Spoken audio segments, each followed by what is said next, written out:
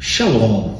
O ser humano, de uma forma geral, tem muitos mecanismos de defesa, de autopreservação, que lança mão quando se vê em situações difíceis. Então, se defender, se desculpar, se justificar, faz parte do arsenal que usamos para tentarmos nos livrar da responsabilidade, da culpa, do peso do pecado, das coisas erradas que nós fazemos.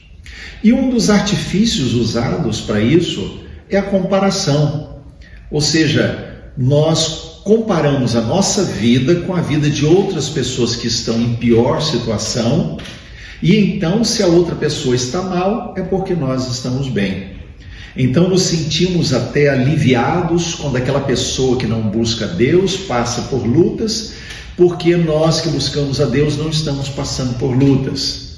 Então, por exemplo, certa vez Jesus atravessou o mar da Galileia, foi a um lugar e encontrou um único homem, conhecido como Gadareno, morador da região de Gadara, e aquele Gadareno, ele era possesso por muitos espíritos imundos.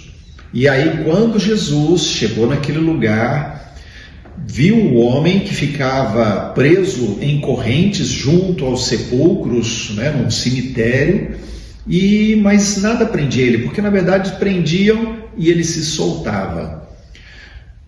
Aí quando Jesus chega, liberta aquele homem, ele fica livre daqueles espíritos imundos.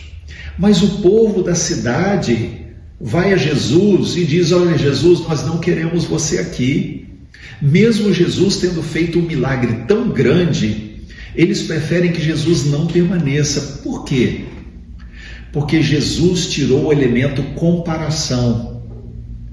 Aquele homem endemoniado, vivendo nos sepulcros, dava aos moradores da cidade aquela sensação de: olha, quem não está bem com Deus é aquele homem, nós estamos bem. Mas quando tirou aquele homem de cena e ele deixou de ser a referência, eles teriam que olhar para eles mesmos. Então, comparar-se faz parte do artifício humano para se defender e se proteger, para mostrar que não é tão mal assim. Certa vez Jesus estava na casa de um homem chamado Simão e uma mulher entra, unge Jesus e ela é chamada de pecadora. Aqueles homens ficam indignados com aquilo, mas Jesus elogia a atitude da mulher. E exatamente por causa disso é que certa vez Jesus contou uma parábola. E essa parábola, ela está registrada lá no Evangelho de Lucas, no capítulo 18, os versos 10 a 14. Assim diz a palavra de Deus, a parábola contada por Jesus.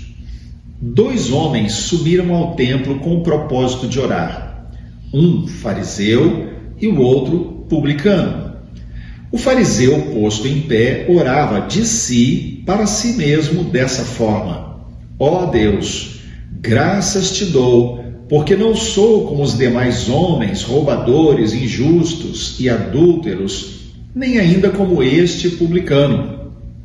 Jejuo 2 vezes por semana, dou dízimo de tudo quanto ganho.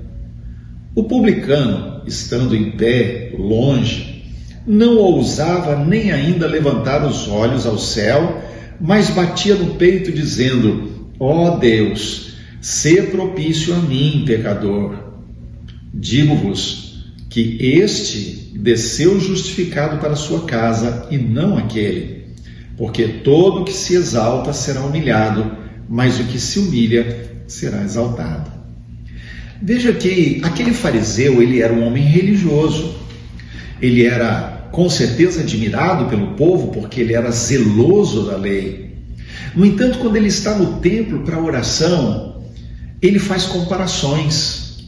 Ele diz: graças te dou, porque não sou como esse, como aquele outro, nem ainda como o publicano. O publicano era cobrador de imposto, ele era judeu, que cobrava imposto do judeu para o império. Então o povo não gostava deles.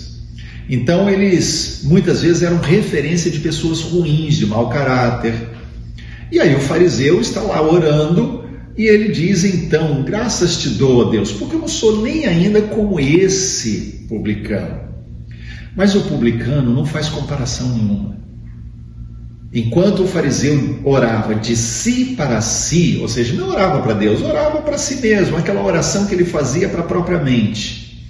O publicano, ele orava batendo no peito e dizia: Deus, tenha misericórdia de mim, porque eu sou pecador. Então ele orava para Deus e ele orava sabendo quem ele era, sem fazer comparações. Muitas vezes nós nos dividimos, nós criamos barreira com os irmãos porque fazemos muitas comparações.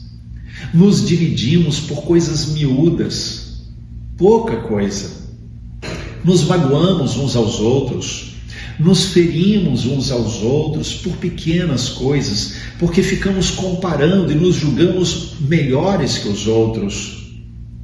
Quando nós fazemos isso, nós só maculamos aquilo que a Bíblia nos ensina, que é a igreja, o corpo de Cristo, os relacionamentos entre irmãos.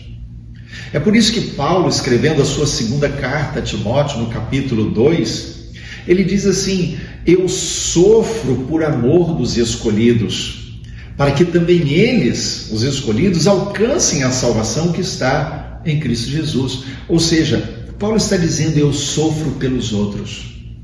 Paulo não olhava para os cristãos das outras igrejas dizendo: eles são menores.